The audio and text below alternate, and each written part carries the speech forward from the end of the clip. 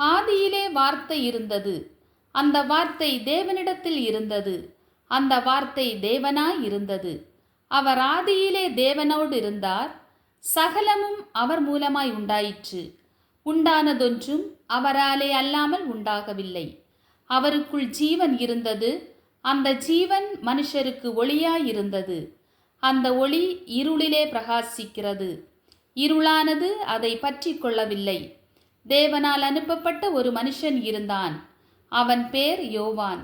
அவன் தன்னால் எல்லாரும் விசுவாசிக்கும்படி அந்த ஒளியை குறித்து சாட்சி கொடுக்க சாட்சியாக வந்தான். அவன் அந்த ஒளி அல்ல, அந்த ஒளியை குறித்து சாட்சி கொடுக்க வந்தவனாயிருந்தான்.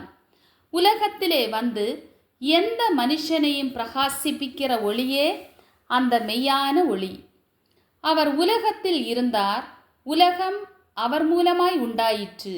உலகமோ அவரை அறியவில்லை. அவர் தமக்கு சொந்தமானதிலே வந்தார். அவருக்கு சொந்தமானவர்களோ அவரை ஏற்றுக்கொள்ளவில்லை.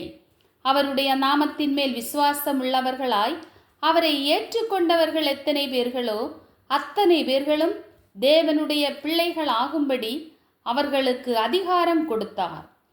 அவர்கள் இரத்தத்தினாலாவது மாம்ச சித்தத்தினாலாவது புருஷனுடைய சித்தத்தினாலாவது பிறவாமல் தேவனாலே பிறந்தவர்கள். அந்த வார்த்தை மாம்சமாகி கிருபையினாலும் சத்தியத்தினாலும் நிறைந்தவராய் நமக்குள்ளே வாசம் பண்ணினார். பைபிள்.